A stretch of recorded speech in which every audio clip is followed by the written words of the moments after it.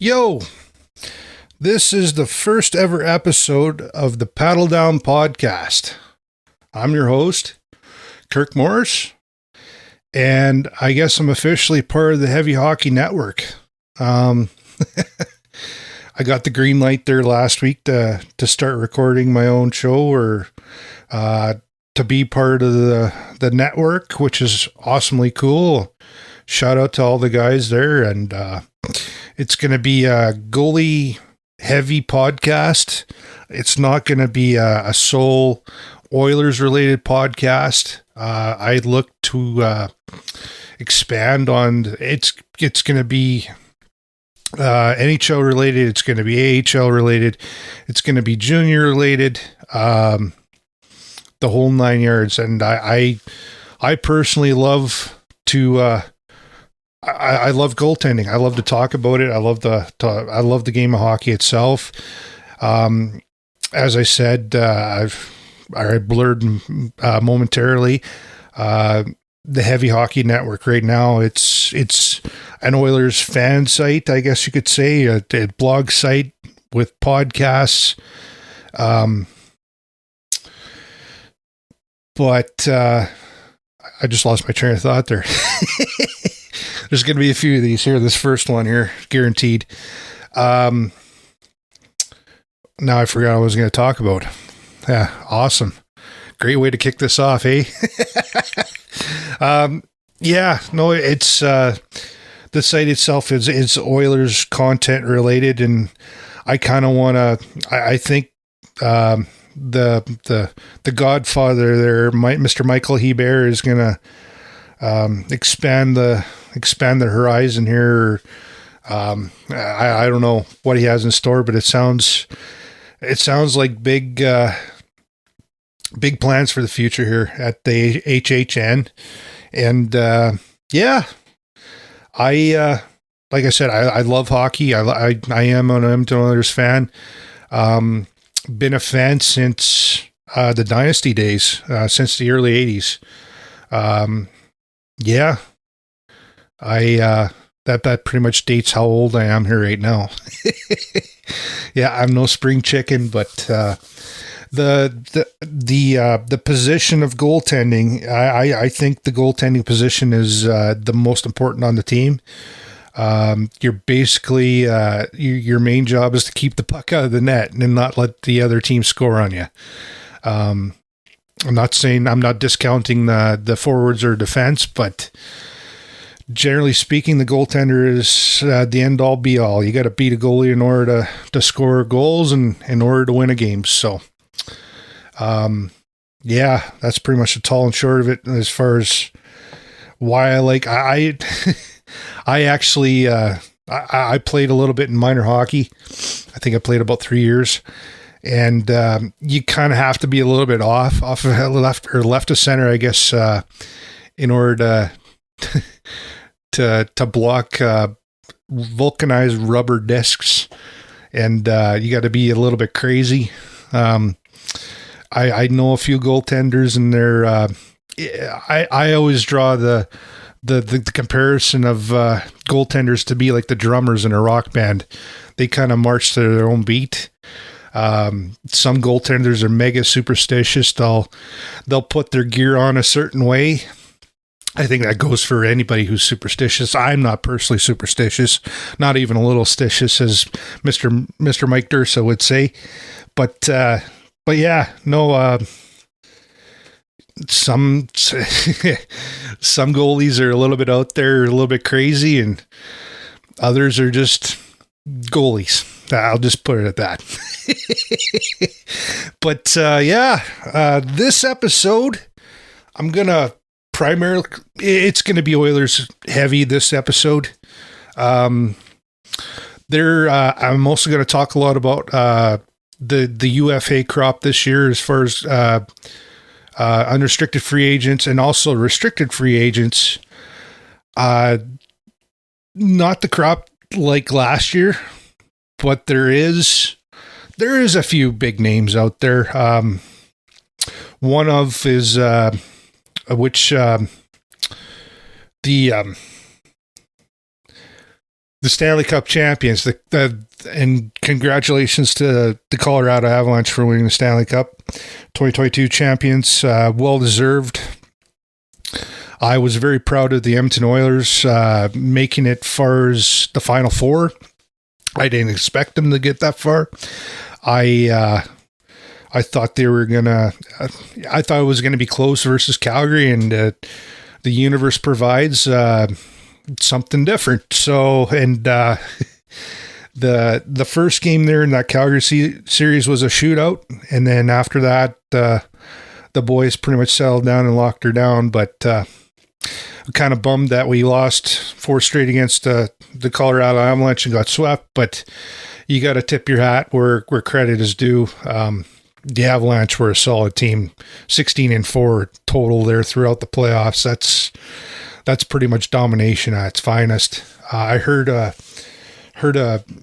was the best record for a Stanley Cup winning team since I think it was the 87 Oilers who went 16-2 or something like. Or it was in the 80s there for the Oilers there, and they went 16-2. So yeah, no, Colorado was solid. They're going to lose a few key players next year. But I think they're still going to be a solid team. I know the Oilers are kind of strapped cash-wise there for the cap. And as I record this is July the 1st at 7:19 p.m. at night. Still no word about the future of Mike Smith, whether he's going to bow out and retire or if he's going to go on LTIR. And no word about Duncan Keith there with his situation. I assume Duncan Keith will come back for the last year of his contract, that monster 13-year contract. Smith, on the other hand, I don't know. His end of the season presser there was pretty telling. He was looking down a lot, so he was kind of bummed, as you would be, because you'd never want your season to end as it did, naturally. But he didn't look. He didn't sound too thrilled with all those injuries here in the past season. It took him a while to get back from him, and he was his old self when he did get back. But nobody knows the current situation, whether he's gonna bow out there or going to come back for one more kick at the can, so to speak. Me personally, I was a little bit vocal on the articles I wrote there for Heavy Hockey. I think everybody was a little emotional, a little on edge. He's definitely a polarizing goalie. You either love him or you hate him. And I'll say this: if he decides to call it a day, I got to tip my hat to him. He is the best puck handling goalie in the league, bar none. And he had a hell of a teacher in Marty Turco. If a lot of you people remember, he got drafted by Dallas and learned from the best how to handle the puck. And he had a few moments there in the postseason, this last postseason there. He coughed it up there in game 1. As everybody knows, they're against the LA Kings. That was the primer chord there for the grenade of that game. But when he's on, like, I'll never forget that pass there he made to Connor McDavid there against San Jose there. I think it was back in March, and he basically just slapped the puck right up to him there. And Connor was off to the races. I hope that's one of the goals of the year there for Connor McDavid.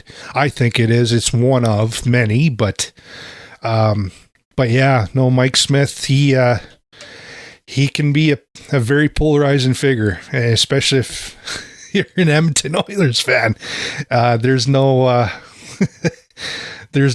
of vocalage. There's no shortage of opinions, so to speak, when it comes to speaking everybody's opinion on how he plays and how he is and what they think of him.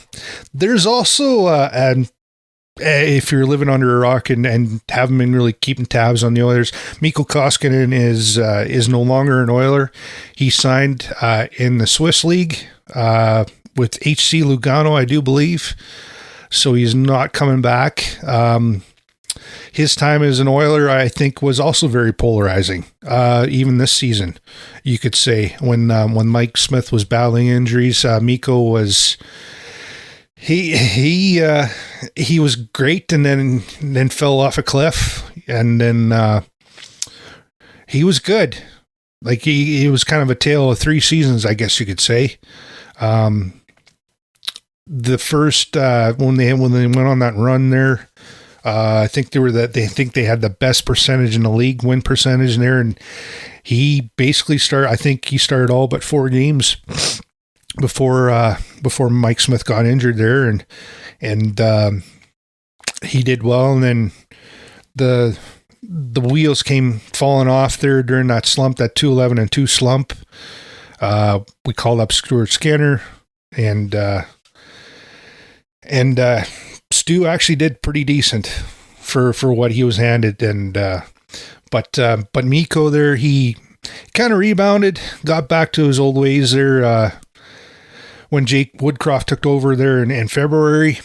I thought even in relief there against Calgary during that blowout loss there, that in game 1, he came in for relief and did well.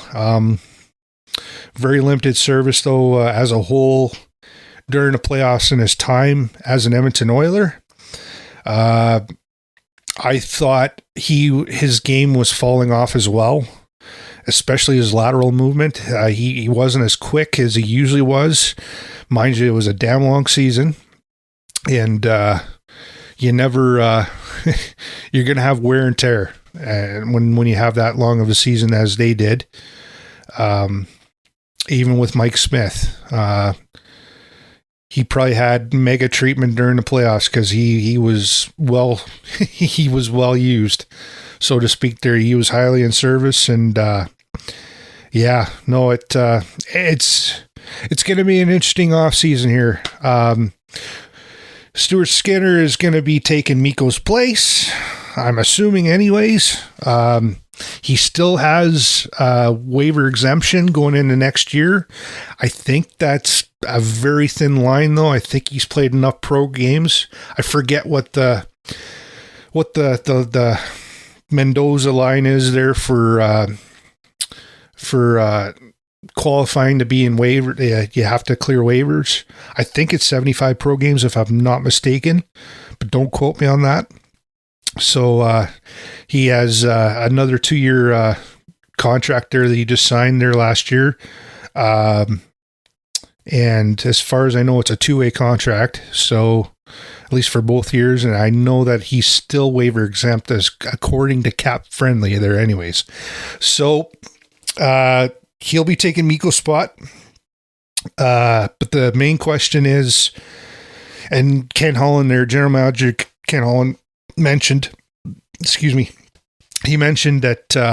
goaltending will be a focus here in the off season.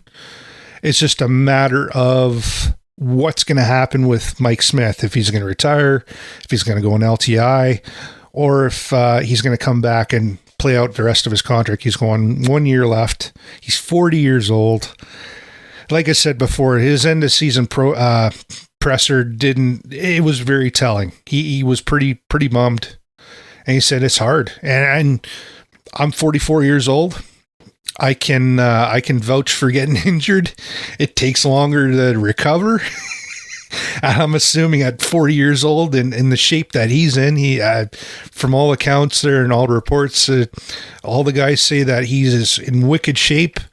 But just very, it's very rough when you do get injured.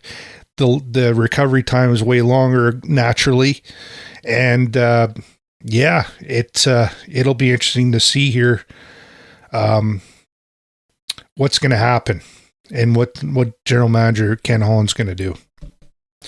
And I think this off season, is going to be even wilder than last off season. I mean, excuse me. I think, boy, I hate to reopen old wounds. When it comes to past seasons and trades, or like last season, I thought Ken Holland was gonna do the thing and get us a starting goalie. Excuse me, and then go from be set for this window that's basically open for the team. We're in a win now mode, and I think I was pissed when Ethan Bear got traded. I'm not going to lie. As a fan of the Oilers, I thought I knew. That's always the damning thing about being a fan. You love some players, they're fan favorites, and you hate to see them go for, but it's a business. It's part of the business. Everybody will say the same thing, well, we shouldn't have traded him. We could be so much better, and woulda, coulda, shoulda. And I don't know. I thought last season as a whole, off season was a miss. Just for the goaltending position, it was our biggest hole. It still is our biggest hole. I'm not knocking. I'm no general manager myself, and I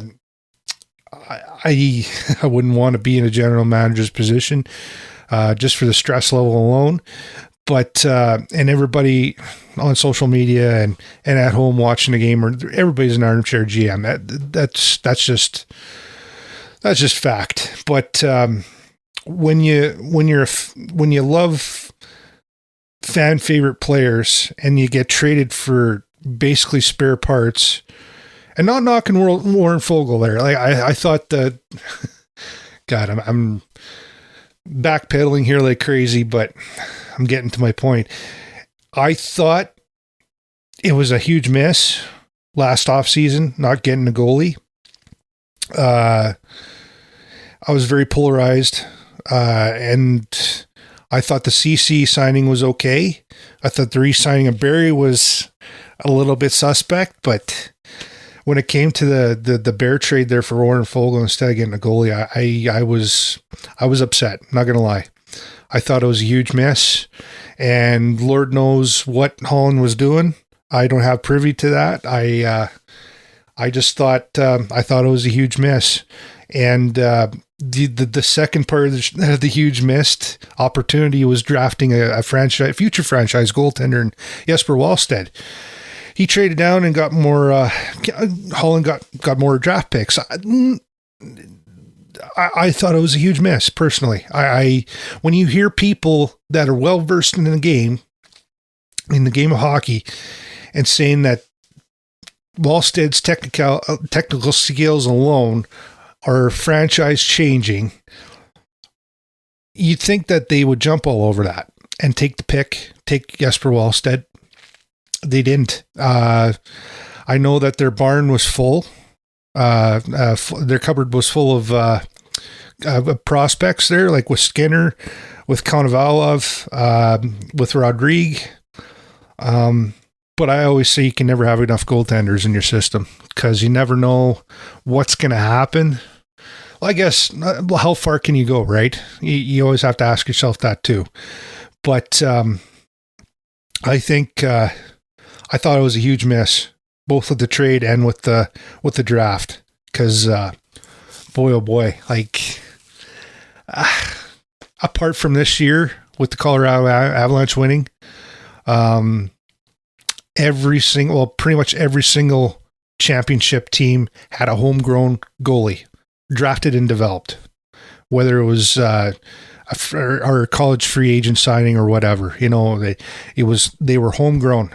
They were developed within the organizations. So, and we haven't had one, and been proven a proven goaltender. We haven't had a proven goaltender since Devan Dubnyk. And everybody knows about that and what happened in the end. it was a bad situation, but I ain't going to get into it here in this podcast. But I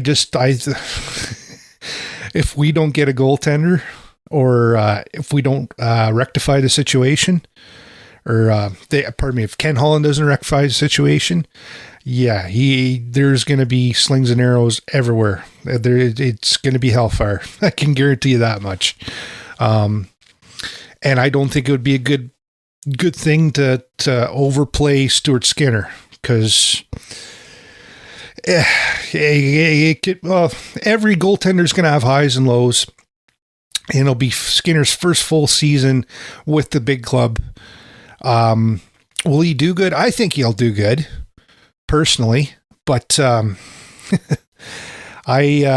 anything can happen, and if you catch a bad break, and if you lose confidence, that can be so damning to a goaltender psyche. I think it's 10% talent, 9% mental. It's so to ruin a goaltender's confidence. It's not easy to rebuild, and I know that from firsthand experience. And I only played minor hockey. It's a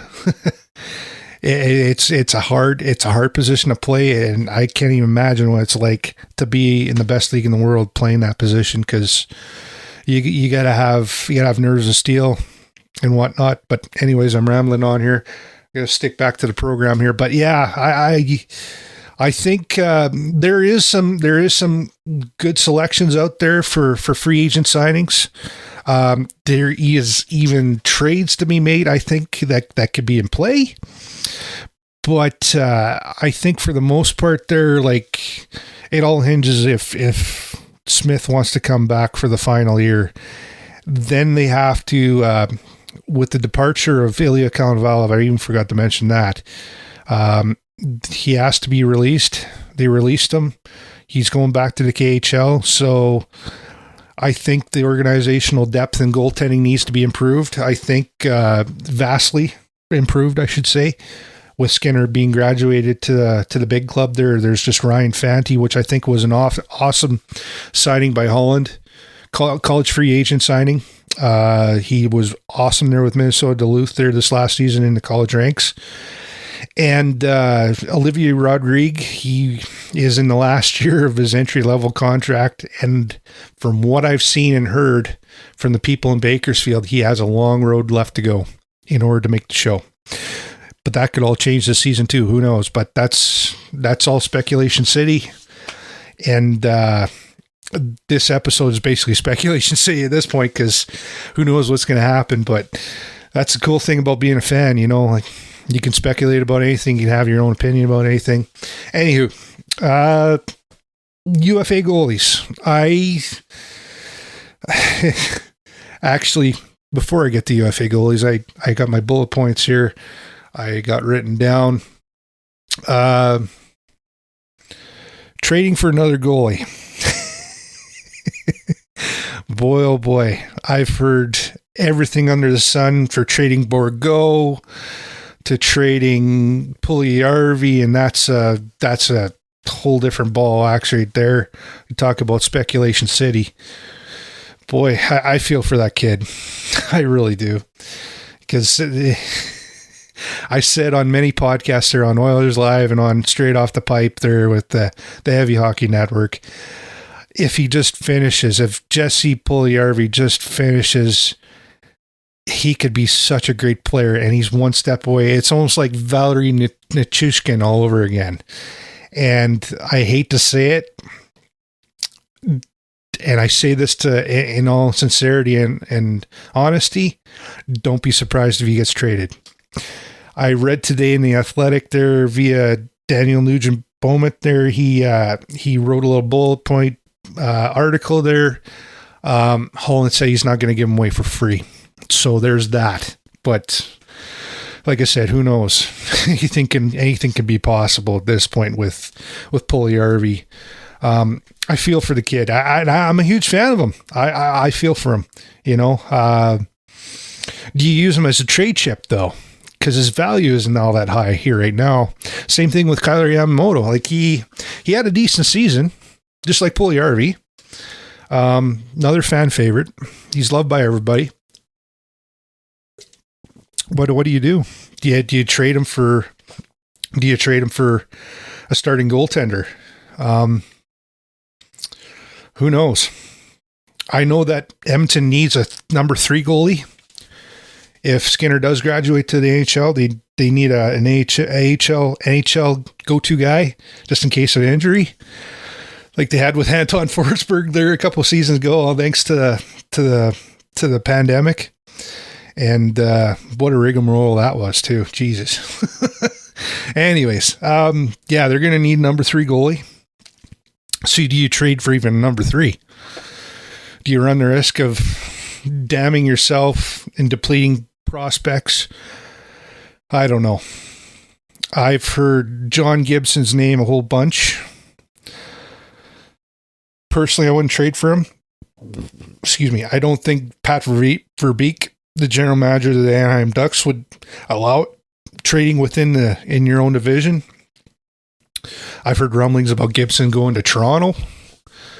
And then I've seen an end of season interview there with Gibson with the Athletic, and he doesn't want to be moved. So it's the ball's in his court basically, because I think he's got a 10-team no trade clause or somewhere along that 10 or 15 team no trade clause. So another goalie I had down here for trade value, and this is only if the Ottawa Senators would eat a little bit of money on his contract, would be Matt Murray. He's got Stanley Cup winning pedigree. He's had a horrible time since being traded from Pittsburgh. Not going to lie. His last season especially, he fell right off a cliff. All goes back to confidence and what's in between your 2 years. And mentally wise, I feel for Matt there too, man. Like it's to see that to be demoted to the AHL, probably pretty tough on the ego after winning 2 Stanley Cups with Pittsburgh.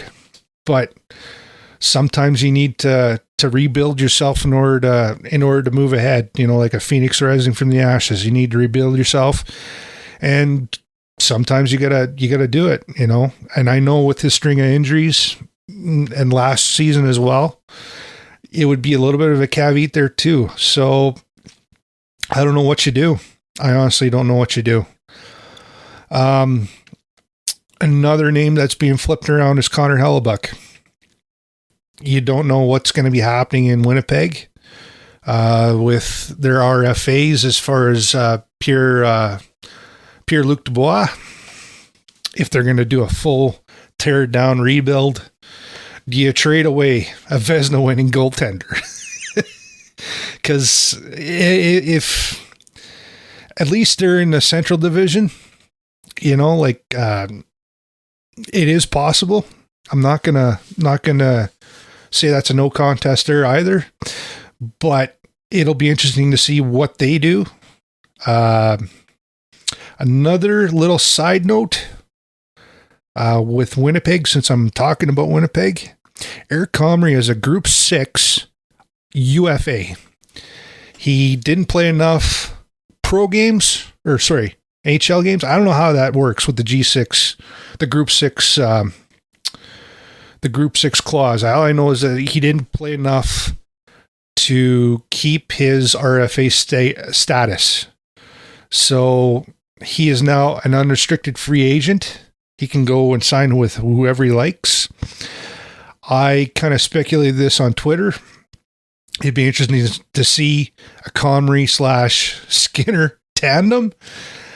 I doubt it happens, because for the main point of Eric Comrie doesn't have too much more I shouldn't say pro. He's got a ton of pro experience. Just he only has 28 NHL games played, period. But on the other side of things, I know it's a huge risk. I know it's a huge ask. If you split 40-40, if you split right down the center, I know it's a huge ask for Skinner there as well. I think it was the last month there in Eric, what Comrie did there for the Jets, he played damn good. He was on a heater. he was in the zone. Like he was feeling it. You know, the pucks were like beach balls to him. He caught everything, stopped everything. I think he wound up with a 10-5-2 record, if I'm not mistaken. And his save percentage, I think, was, hang on a sec, I gotta look it up. But Comrie there, he was damn good. You know, in relief with Hellebuck. I think Hellebuck had some grief there towards the end. Great, now I'm going to Cap Friendly. A very professional show here, folks. Just hang on. But yeah, Eric Comrie there, he came in and he held the fort. Like the Jets weren't going to the playoffs. They were hanging around, you know, and hanging in there type of deal. But once they knew they weren't, it was 10-5-1, 920 save percentage, and 258 goals against average. Nothing to sneeze at. And what did he have there with the Moose? Oh heck, he played 4 games with the Moose, which is the farm club of the Winnipeg Jets, and he was 3-0-1 with the North. 123 goals against average and 947 save percentage. So last season as a whole, he didn't get a lot of service, but 40 games, that's a big ask for goalie with his kind of experience. And I know Edmonton's win now mode, so they're probably going to go big game hunting for a goalie, but you never know. Comrie would be a nice number 3 too, by the way, but you'd probably lose him in waivers a la Anton Forsberg, guaranteed. Because right out of the gate there, the start of the season, you're gonna have 1 or 2 teams that are gonna have injury problems or goaltender related problems. So guaranteed you'd probably lose them. And we all know what that's about there. So yeah. And last on my list here, I had Tristan Jarry as far as trading for a goalie. Oh yeah, I also had James Reimer there too out of San Jose, but they've got 3 goaltenders. I'll flip to San Jose and then I'll go back to Pittsburgh there. But yeah, the San Jose situation there, they don't have a general manager. They don't have a coach. It's just chaos there right now. So I don't know if they're up for trading James Reimer or even like a Capo Kakkonen maybe, but he doesn't have too much experience in that. I wouldn't fret if they did make a play for James Reimer. He would work great in tandem. I think it would be a 60-40 split, which would work perfectly. And Reimer does have postseason experience. So would it work? Yes, I think it would work. It's just a matter of who you're going to give up for a team within a division once again, just like John Gibson and Anaheim.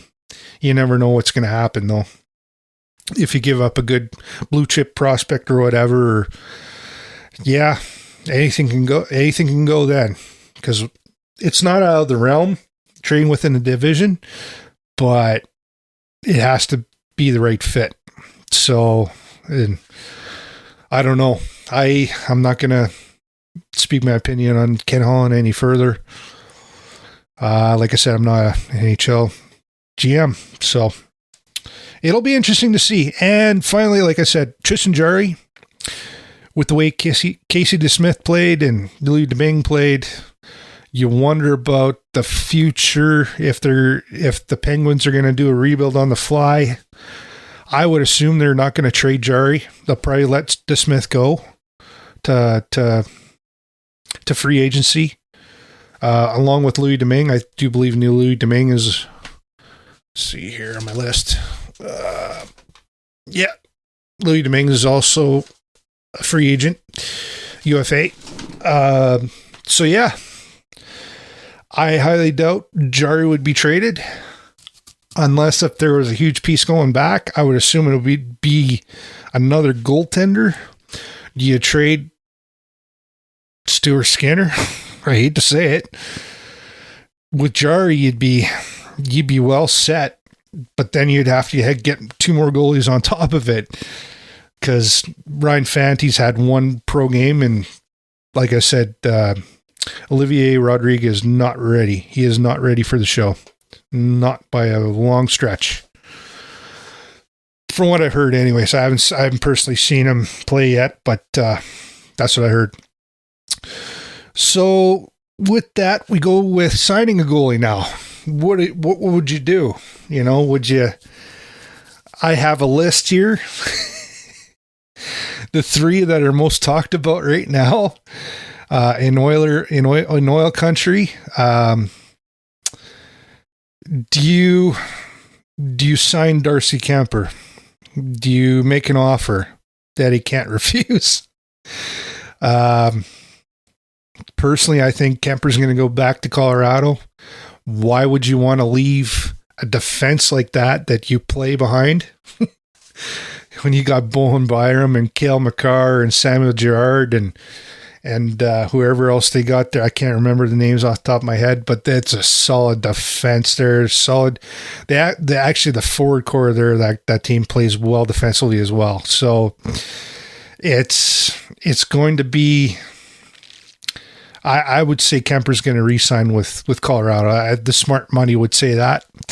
There's 1 year left on Pavel Francouz's contract. And I think in some cases, Francouz is better than Kemper, but who cares? Because they both won the Stanley Cup this year.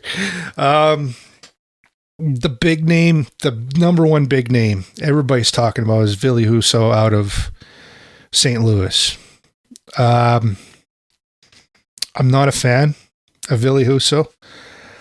I thought he played damn well during the regular season, but he got exposed in the postseason once again, thanks to Colorado.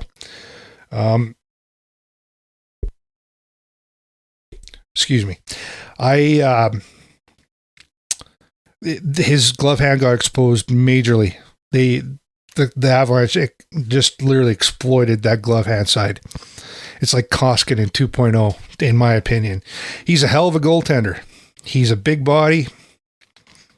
Just that glove side, it doesn't sit well with me. That, and he doesn't have a lot of experience. I thought Binnington during the regular season was misfiring like crazy. I thought maybe they trade him, but when Husso fell off the cliff there in the postseason, he came in, was a rock star once again until he got injured. And then Husso had to come in and save. Well, he tried to save the day, but Colorado just tore shit up right in front of him. So I think I don't think they're gonna bring him back. I don't know. A lot of people love Ville Husso. I have that sneaking suspicion like he's gonna get exploited this next coming season with that glove side. But anything can happen. Like in Koskinen's case, he had his homework there for the off season. He fixed his glove hand side, and basically what all entailed to that, and I kept explaining to people, it's all about set position, facing the shooter, being square to the shooter. You can have 5-alarm Marc-Andre Fleury type of saves where you're out of position and you're selling the farm. You're just hurling your body in front of the puck. Some goaltenders can do that on a regular basis. Most can't. Most you have to be somewhat square to the shooter. You have to be facing the shooter in order to have a chance to stop the puck. With Ville Husso's situation, it's a lot to do with puck tracking as well. I thought he let in a lot of easy goals against Colorado. And I know I'm not an expert personally. Let's just call it as it is. I'm no expert. I'm just a fan. talking about goaltending. But from my visual standpoint, yeah, he's got to track the puck better. A lot of easy goals he let in. So would I be up for signing Ville Husso? Maybe, if the price was right, the term was right. But other than that, I think there's a better option on the table as far as a UFA goalie. And my last choice, Jack Campbell from the Toronto Maple Leafs. And he's a damn good goalie when he is on. When all cylinders are firing with Jack Campbell, he's unstoppable. His puck tracking is unbelievable when he's on. His lateral movement, his athleticism, like he'll sell the farm, as I call it. He'll sell the farm in order to stop a puck. Last season was another telling tale. It was actually a tale of 2 seasons with Jack Campbell. Right before the All-Star break, he was literally on fire. And then he fell off a cliff. Some said it was a equipment issue with his pads. I heard Kevin Woodley there from InGoal Magazine and NHL.com talk about it. He said primarily with Campbell, though, it was a mental issue. It was his confidence. He had a confidence issue. Like it was like a crack in the dam, and then the dam gave way. And towards the end there, like even into the postseason, you could tell that he wasn't 100%. But in my opinion, out of all the UFA goalies, I'd say he's the best choice for the Oilers.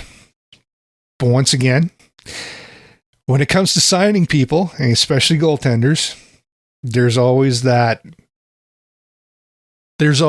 medium. What are you going to sign him for and what term? Because Jack Campbell, I do believe, is 30 years old. He's going into that twilight phase of his career. So you don't want to sign him to a monster contract. But do you sign him to, say, like a $5 million, say at 1 year? I just about said 1 million on top of my 5 million. Do you sign him for 1 year or 2 years? You know, it's a sticky situation, you know, and me personally, I'd give him 1 year but that's up to his agent there and whoever he's going to talk to for teams. Cause I know Toronto and their cap situation is not good. They're going to have to let go of some guys there again. And what they have there right now, Eric Kallgren's good. He's a good backup goalie at this point. He came in and did a pretty damn good job, I thought, overall. But Peter Mrazek, they might have to buy him out. I hate to say it, but they might have to let him go because nothing but injuries. And it just seemed like that's been his knock his entire career. He's just been... He'll get good, he'll get in the rhythm, and then he'll get injured. Or he'll be like a screen door on a submarine. He just can't stop anything. His inconsistency has been there in spades. So yeah, it's gonna be a real trying time, I think, as an Oilers fan. Like you could go. Man, I'm just thinking, I wrote out everything. I went on Cap Friendly here today. I wrote out every single UFA goalie and RFA goalie.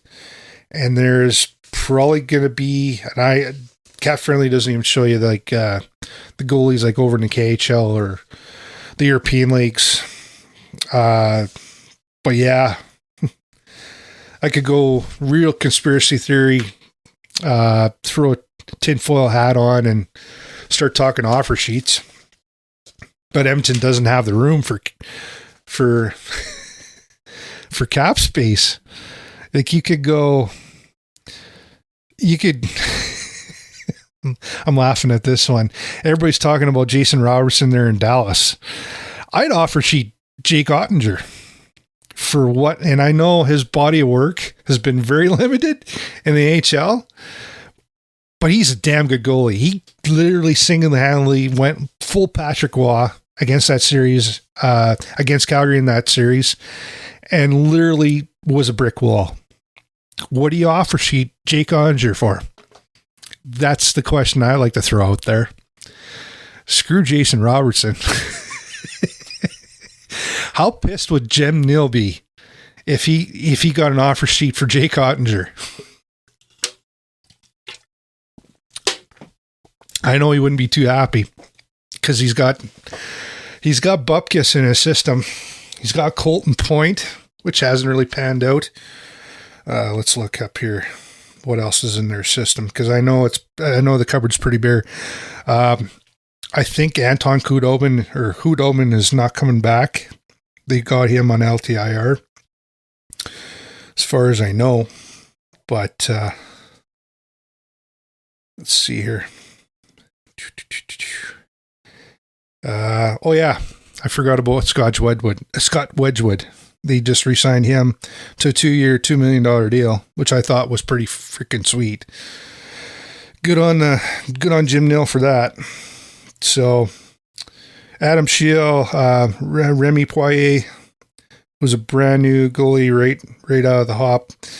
And then Colton Point, who is an RFA. It'll be interesting to see if Jim Neal qualifies him. And I looked at his record and it was not very good. So yeah, put on the crazy hat there, and why wouldn't you offer sheet Jake Oettinger? I would, just for shits and giggles. But the question is, what do you do? Like what kind of money do you offer him?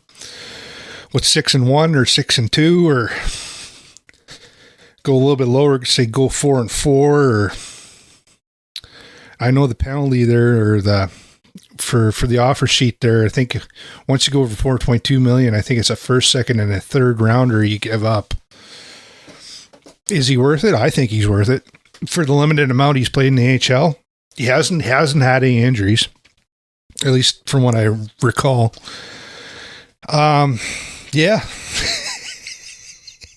I definitely would. The other question mark for goaltending as a whole for UFAs is Marc-Andre Fleury. I wonder where he's going to go. Does he go back to Pittsburgh? That's the other, question mark. If you do decide if you're Ron Hextall and Brian Burke, do you trade Tristan Jarry to bring back Flower? My guess is no, because they know Flower's got a little bit of gas left in the tank. I'd bring him back for nostalgic sake. Do you bring him back for $3 million for like 2 years or whatever? Because Marc-Andre Fleury's 37. He's no spring chicken. He's. Do you bring him back? I don't know. And the other ones here, like there's a couple I would take a gander at. You wonder about the situation in Boston, if they're going to rebuild, because I know, was it Brad Marchment there, and there's one other player that's on the shelf until probably about the middle of next season. Colin Delia from Chicago, both him and Kevin Lankinen are UFAs. David Rittich is a UFA. What else here? Martin Jones. Do you take a flyer on Martin Jones? Casey DeSmith from Pittsburgh is a UFA. Do you take a flyer on him, Oilers fans? I don't know. But yeah, like the Eric Comrie situation there in Winnipeg is interesting. Does he resign with the Jets, and play a backup role, or do you see him signing elsewhere for a starting role? Maybe in Chicago. You could see him there. A lot of the HL, like a lot of the the tenders in the AHL, like Troy Grosnick for number 3 would not be a bad idea at all. Bring him back. He's a damn good number 3. The question is, would he sign with Edmonton after the way he was treated there during the pandemic? I don't know. If I was Troy, maybe if it was a damn good situation, but the last, I shouldn't say the last point I want to make here, but I kind of mentioned this. I follow goalie history there on Twitter. I think it's Doug Norris is his name, and I don't know how I stumbled on it. I'm talking about Tyler Parsons. I think it was Kerry McGowan mentioned Tyler Parsons, or he mentioned a Toronto goalie. I might have mentioned Tyler Parsons in passing there. For those who don't know who Tyler Parsons is, he had a stellar junior career with the London Knights. Was highly touted coming out of junior. And he was drafted by Calgary. He had an okay first season as a pro, and then the wheels fell off. And I always wondered about him, at being a fan of goaltenders, even with Calgary goaltenders. I know how. I'm an Alberta kid. I love Oilers. I will bleed copper and blue for the rest of my life. But I'm also a fan of goaltenders, and I will not scoff even at the Flames goaltenders if they're good. And I thought Tyler Parsons was good. And I read an article from The Athletic from 2018, and this kid had it rough. He was raised by a single mom. I did not know this until I read this article. I forget who wrote it. I should give him credit for whoever wrote this article there in The Athletic about Tyler Parsons, man. That heavy stuff.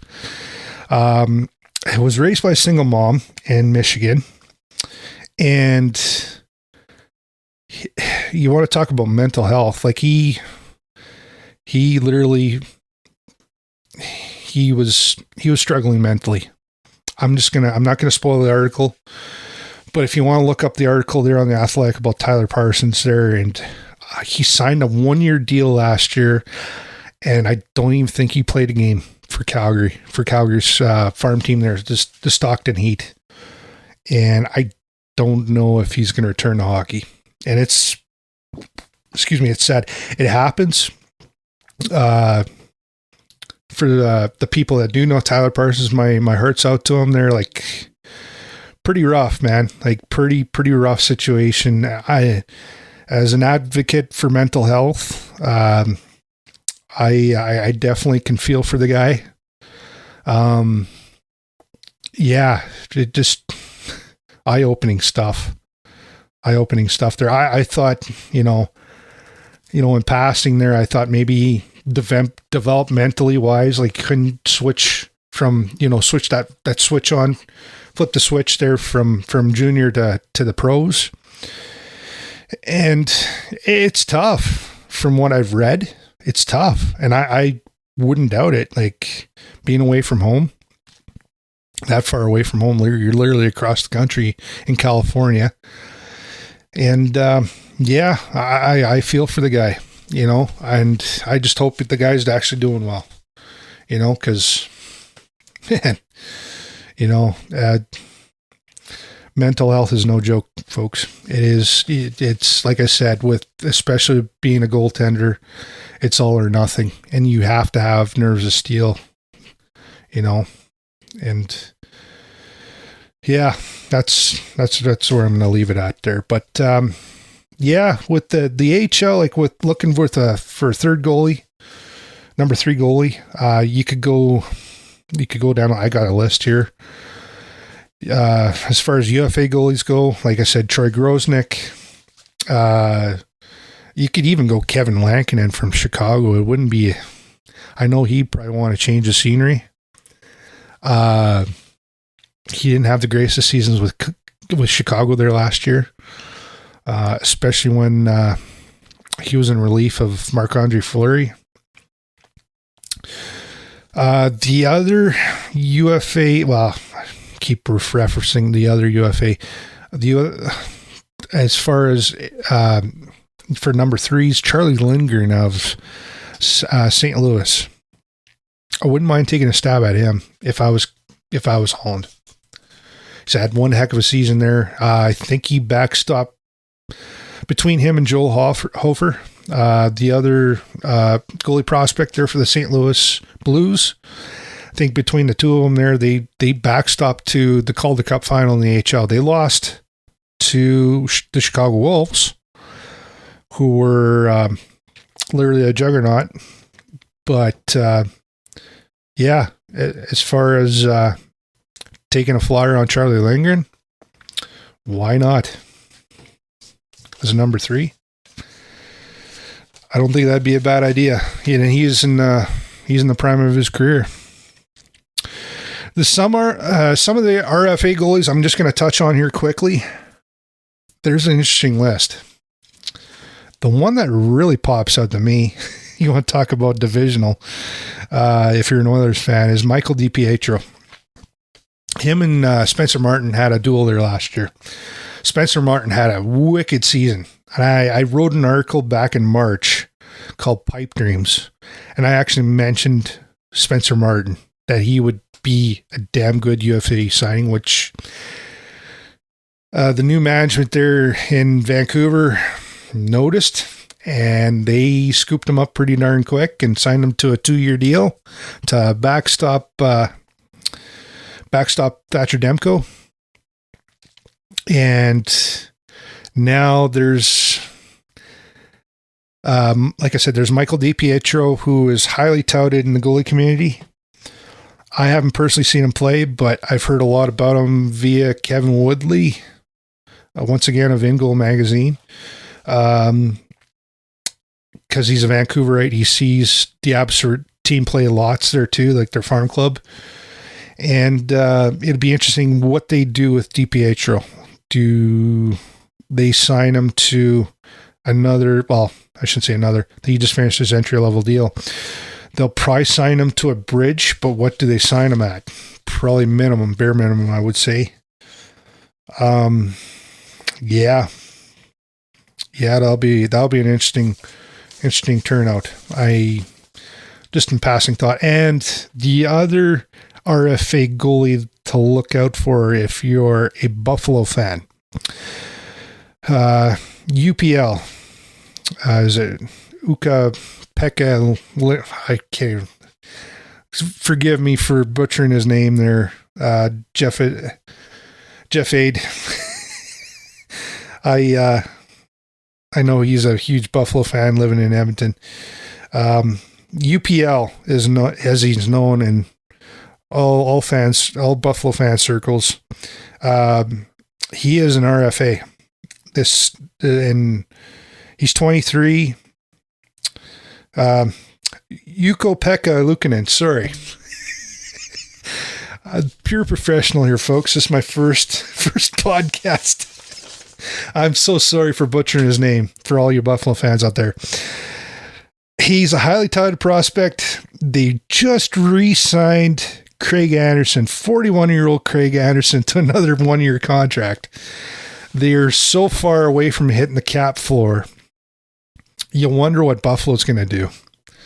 So, yeah, it'll be interesting what he asked for. I'm assuming he'll back up Anderson this coming season. You can see adios to Aaron Dell. I don't think that they won't touch him with a 10-foot pole. He's not a good goaltender, in my personal opinion. Not professional for here behind the mic, but the other goaltender that is actually an unrestricted free agent in Buffalo is Michael Hauser, and he is a lifelong ECHL goalie. He's a minor journeyman. Wouldn't be a bad idea to take a look at him there too. For what I've seen when he played there with the big club this year, he did pretty darn good, and he even did better in Rochester there too. But with the with the numbers he put up. Like I said, I only seen him with Buffalo there. I didn't have the HL package in order to see him play. But one other RFA that I am a huge fan of. It's sad he never got drafted because he's not a big goaltender, size-wise. And that's Zach Sawchenko. He was a Moose Jaw Warrior. He went undrafted, so he decided to take the long road to the NHL. He went to U Sports there. He played for the Golden Bears, was lights out with the Golden Bears. I think he won a championship, if I'm not mistaken, with the U Sports championship with the Golden Bears. And then that's where he got his pro contract with the San Jose Sharks. With their goaltending situation, it's going to be interesting to see what they do with Zach. I think they'll re-sign him. I'm pretty sure they will re-sign him. The Sharks will. If I was Ken Holland, and I'm speaking like a goaltender fanboy here, he was damn good in relief there with the big club when they had all them injuries with Reimer and with oh geez, I'm losing it here tonight here, folks. Oh God, what's the other guy's name there? He got traded there by. Oh, give me a second here, folks. Aiden Hill. Man, getting old sucks because you can't remember all these names. When both Reimer and Aiden Hill were injured, he came in relief, and I thought he held his own pretty darn good. He's not ready yet as far as full-time NHL service. I mean, the kid, I think he's only 24 or 25, I do believe. Just give me 1 second here. I just got to look him up. He's 24. He's a restricted free agent with arbitration rights, so he does have a say in what he gets paid. And maybe make a play for him to put him on the farm. You never know. He might be somebody someday. You never know. He's, like I said, he looked damn good with the big club there in San Jose last season when he had to be called upon. I think he had a half decent season there with the Barracuda. The Barracuda wasn't very good though. So, from what I recall. Yeah, that's about it, folks. I will be writing a Pipe Dreams redo, an article there for Heavy Hockey. I urge you to go check out everybody else that writes for Heavy Hockey. Ryan Lotsberg, Eric Friesen. I got to give a shout out to Eric here for getting me experience on his podcast, the 99 Forever podcast. Excuse me. Yeah, and that was about 2.5 years ago. And I gotta say, I'm not the greatest public speaker. And he definitely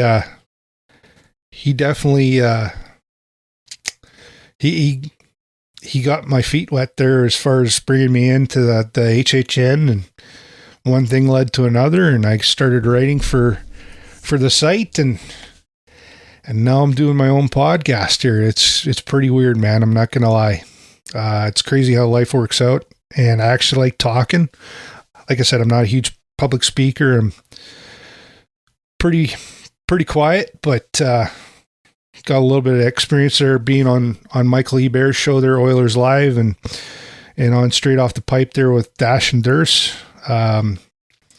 Yeah, check out everybody's articles there on the heavyhockey.com site. Like I said, the podcasts are wicked. I think Michael Hebert does a podcast every Tuesday night at 9 p.m. Mountain Time, even though he lives in Halifax here on the East Coast. Straight Off the Pipe is do believe is on Sundays with Dash and Durst at 9:00 at night. And this one, eventually, the Paddle Down podcast will be a live podcast eventually. Just don't know when. I don't have the proper tools here right now. I don't have the proper setup. I'm working on it. But I wanted to make my inaugural podcast here as a recording just because of the situation here is going into the draft, and free agency is right around the corner. And it's going to be a spicy meatball for the Edmonton Oilers this year. So it'll be interesting. I hope we get a good goalie. I hope Holland there he does well. And I'm not knocking what he did last season there with signing like the likes of Cody Ceci. Re-signing Tyson Barrie was all right. Wasn't the greatest. I wasn't a fan of the Duncan Keith trade, but I'll just keep my mouth shut at that because I know I'll piss a few people off. Sorry, Dash. But yeah, it's gonna be trying because they've got McLeod as an RFA. They've got Kyler Yamamoto, like I said, as our RFA. They've got fan favorite the Bison King Jessa Puljujärvi as an RFA. The huge question mark is obviously the situation on Mike Smith. What's going to happen with him? So it's going to be interesting, and I hope he doesn't trade for spare parts again. If he gets like a likes of Ville Husso, he's probably going to overpay, whether it's in money or in term. But like I said before, the Oilers are in win now mode. You'd think that position would be covered already, but only time will tell. So thanks for tuning in there, guys. Like I said, I hope to do this more often down the road here as a live pod. But as of right now, like I said, my resources are fairly limited, so this is what I'm held to. So thanks for tuning in, and we'll see you later.